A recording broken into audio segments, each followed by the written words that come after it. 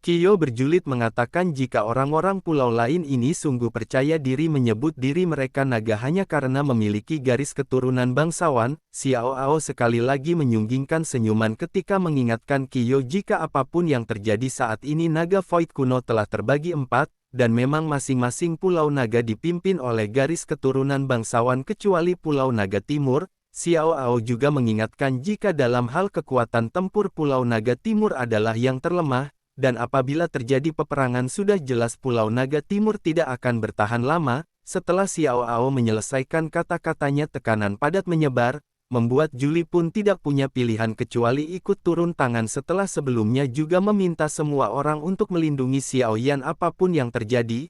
Julie muncul di samping Kiyo dan meminta pasukan tentara Naga Selatan juga turut memperkenalkan diri, di mana tentara naga barbarian yang dikirim oleh Raja Naga Selatan ini dipimpin oleh seorang tetua bernama Men Yan. Men Yan menghela nafas ketika meminta Julie untuk tidak banyak tingkah dan menyerahkan Jian, karena tiga Raja Naga Agung tidak akan membiarkan Pulau Naga bersatu lagi seperti keinginan Pulau Naga Timur. Ketika itulah sosok besar Hei King bergegas ke langit berteriak keras tanpa rasa takut agar orang-orang dari Pulau Naga Barat dan Selatan ini tidak banyak omong kosong. Dia yakin jika tetua pertama dan tetua kedua Pulau Naga Timur tidak melakukan retret yang dalam maka orang-orang sok keras ini tidak akan berani bersikap sombong. Xiao Ao terpacu amarahnya ketika melihat kekerasan Hei King dan akhirnya kedua pemimpin pasukan mulai mengumumkan genderang perang, hingga membuat seluruh pasukan bergerak dengan cepat. Pertarungan pun pecah dan Julie pun meminta Hei King kembali ke mulut gunung untuk melindungi Xiao Yan.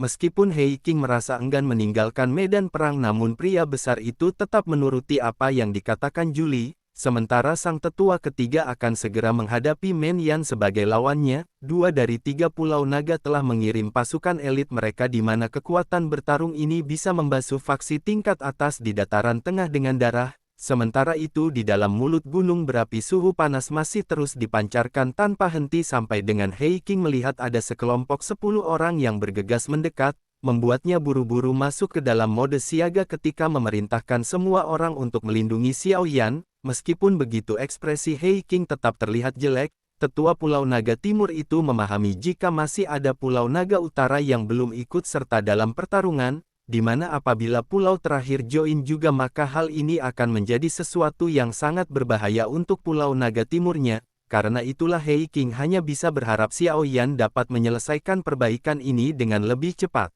Meskipun pria besar itu pun tidak dapat menahan cemas dalam hatinya, melihat Xiao Yan yang saat ini terlihat bisa pingsan kapan saja matanya berlumuran darah dan kelelahan doki luar biasa telah melanda tubuhnya. Bagaimanapun melakukan perbaikan untuk benda sekeras kristal Phoenix selama 1 bulan lebih sama sekali bukan hal yang mudah untuk dilakukan, dan oleh karena itulah Hei King berjanji akan membantu Xiao Yan melawan siapapun kalau pemuda itu memintanya. Belum sampai beberapa menit setelah kelompok penyerang diblokir situasi di Gunung Api menjadi semakin mencekam.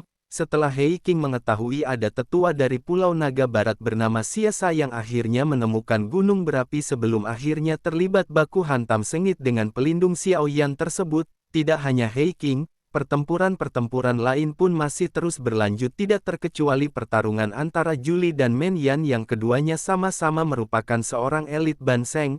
Men Yan memiliki kemampuan untuk mengubah tubuhnya menjadi setengah naga di mana hal itu membuat tetua Pulau Naga Selatan itu menjadi lebih sulit untuk dihadapi. Ekspresi Julie berubah jelek saat menatap tajam pada ruang kosong dan memahami jika sepertinya Pulau Naga Utara juga akan segera bergabung dalam pertarungan. Pemimpin pasukan Naga Utara yang bernama King Yan meminta Men Yan untuk melakukan pertarungan dan memblokir Julie sementara dia akan mencari Xiao Yan untuk dibawa pergi. Julie hanya bisa menahan kemarahan melihat hal ini karena dia pun tidak dapat melakukan apa-apa selama Men Yan memblokirnya. Sementara itu King Yan telah berada di mulut gunung berapi dan hampir saja menerobos sebelum Tijian menghalanginya. Namun Tijian hanyalah seorang Douzun bintang 1 atau 2 sementara King Yan merupakan Douzun bintang 9 yang untuk mengalahkan Tijian hanya dibutuhkan sedikit sentilan saja.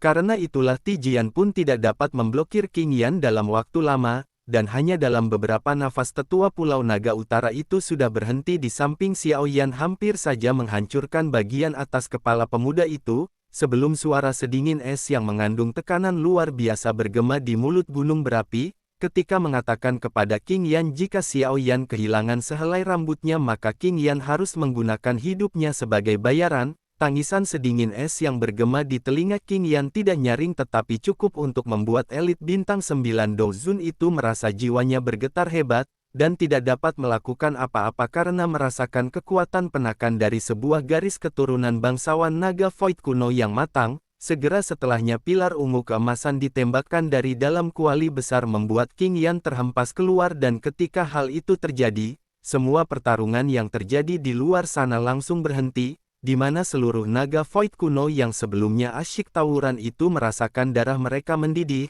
menyadari bahwa Xian dengan garis keturunan bangsawan sejati akhirnya telah dibangkitkan. Nyala api yang membara di dalam kuali besar perlahan-lahan padam ketika mengungkap sosok kecantikan Xian yang telah terbangun. Xian telah sepenuhnya berubah menjadi wanita dewasa dengan tubuh ramping dan menawan mata ungunya telah berubah keemasan, dan seekor naga serta burung phoenix menari di atas jubahnya sehingga memancarkan aura mulia yang tidak bisa disembunyikan. Di belakang punggungnya ada sayap emas burung phoenix yang mengepak perlahan membuat kegembiraan di wajah para anggota Pulau Naga Timur menjadi semakin padam, sebelum seluruhnya berlutut di langit memahami bahwa Kaisar Naga yang baru akhirnya telah lahir.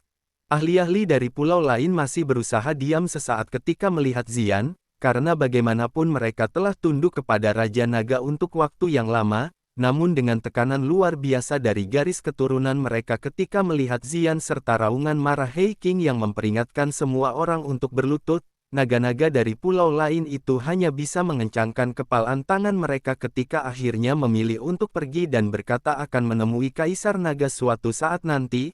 Hei King baru saja ingin meraung marah sekali lagi, sebelum Xian dengan keagungannya sebagai bangsawan naga mengepakkan sayap melihat Xiao Yan yang sudah setengah hidup, sebelum meletakkan tangannya di dahi Xiao Yan ketika meminta pemuda itu untuk beristirahat sejenak. Setelah bertransformasi ke bentuknya saat ini tampak karakter Xian telah menjadi sangat berbeda dari sebelumnya.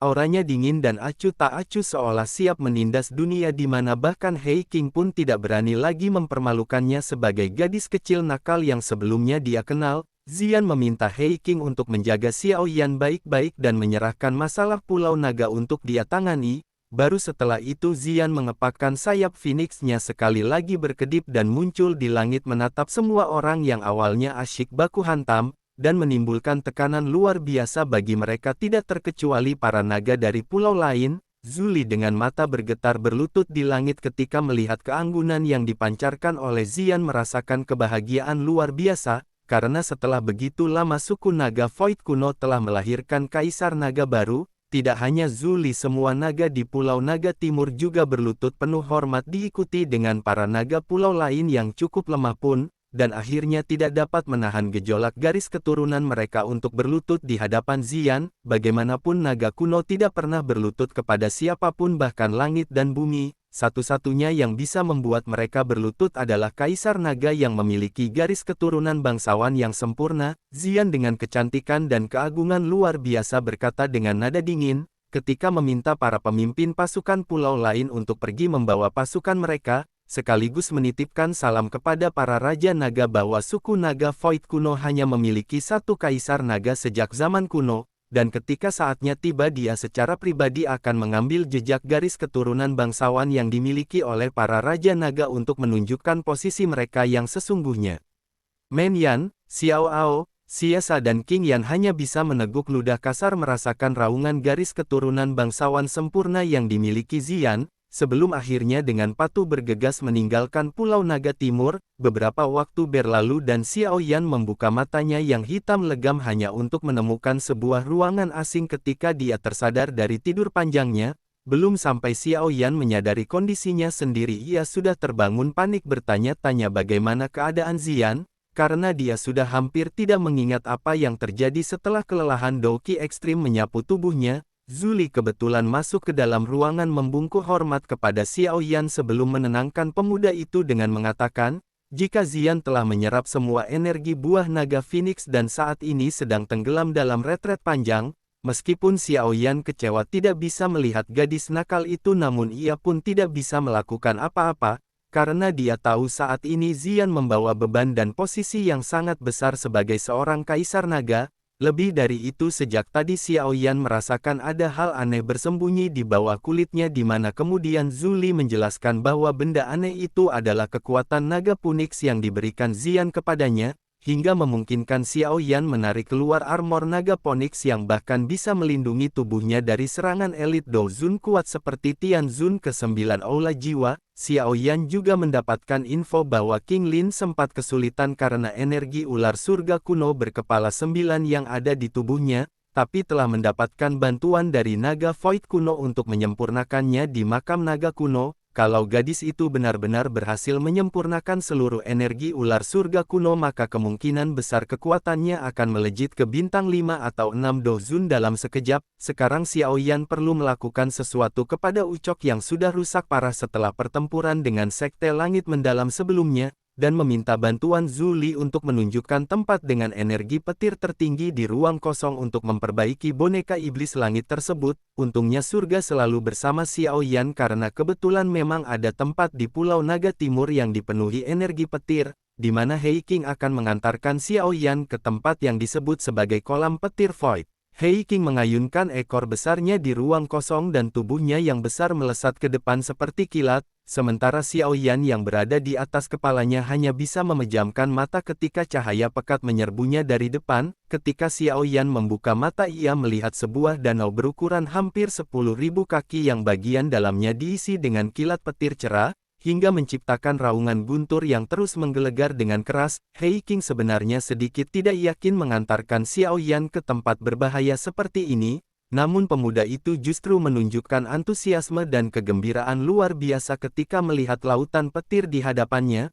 Bagaimana tidak Xiao Yan berpikir, dengan esensi petir murni melimpah ini maka dia pasti akan dapat segera memperbaiki Ucok, juga meningkatkan kekuatan 10 boneka iblis bumi yang dia miliki. Kalau saja Xiao Yan bisa membuat seluruh boneka iblis bumi untuk berevolusi menjadi boneka iblis langit, maka Xiao Yan akan memiliki pasukan 11 Dou Zun yang luar biasa. Karena itulah tanpa pikir panjang Xiao Yan segera masuk ke dalam kolam petir, membuat energi petir menyerbu tubuhnya seperti ular. Meskipun akhirnya segera dihancurkan oleh api surgawi, Xiao Yan mengeluarkan Ucok yang sekarang kondisinya benar-benar mengenaskan, berambisi untuk memaksa Sekte Langit Mendalam membayar semuanya. Ketika mereka bertemu lagi, boneka iblis langit baru saja masuk ke dalam kolam ketika petir-petir kuat menyerbu tubuhnya dengan cara yang sangat kejam. Di bawah petir liar dan ganas semacam ini, tubuh gelap keemasan gelap dari Ucok benar-benar mulai menjadi cerah, dan beberapa penyok yang menutupi seluruh tubuhnya secara bertahap mulai dipulihkan. Xiao Yan menyeringai saat melihat wayang langit dibungkus oleh petir yang cerah, sebelum kemudian mengeluarkan 10 boneka iblis bumi untuk memulai proses penciptaan 10 boneka iblis langitnya. Waktu mengalir seperti air dan dalam sekejap mata setengah bulan berlalu setelah Xiao Yan memperbaiki boneka-boneka iblisnya, juga memasuki kondisi pelatihan untuk menyerap energi liar dan kekerasan yang terkandung di dalam kolam petir. Xiao Yan mengerutkan kening saat dia melihat Ucok memancarkan cahaya keemasan yang menyilaukan, di mana yang membuat Xiao Yan sedikit khawatir adalah retakan gelap di dadanya yang terisi dengan kilat perak. Berpikir apakah terlalu banyak menyerap petir jadi kayak gini, Xiao Yan hanya bisa menghela nafas pasrah memahami jika sepertinya memang sejauh inilah batas boneka iblis yang bisa dia sempurnakan di masa lalu. Matanya menyapu kepada 10 boneka iblis bumi yang sekarang mulai menunjukkan titik emas. Berpikir jika peninggalan seorang elit Dou Sheng seharusnya akan jauh lebih menakjubkan daripada dirinya. Karena itulah Xiao Yan memilih untuk menunggu lebih lama dan melihat sejauh mana boneka-boneka peninggalan Dou Sheng ini bisa menyerap energi petir, dan meningkatkan kekuatannya. Hari demi hari berlalu dalam dunia petir dan titik emas pada seluruh boneka semakin meluas dan mencapai separuh bagian. Dengan kecepatan ini seharusnya 10 boneka itu akan segera dipromosikan menjadi boneka iblis langit dalam 10 hari. Nah, tidak hanya boneka iblis saja yang mendapatkan peningkatan kekuatan selama berada di dalam kolam petir. Xiao Yan yang duduk seperti biksu tua dalam pelatihannya akhirnya membuka mata, membuat pusaran petir yang sebelumnya menyelimuti seluruh tubuhnya perlahan menghilang. Di saat yang sama energi petir yang kaya meledak dari tubuh Xiao Yan membentuk seperti naga petir yang mengguncang seluruh ruang kosong. Ketika Xiao Yan mengembuskan napasnya yang mengandung energi petir padat, ia paham jika saat ini dia secara resmi menyandang gelar sebagai Dozun Bintang 5 Gila.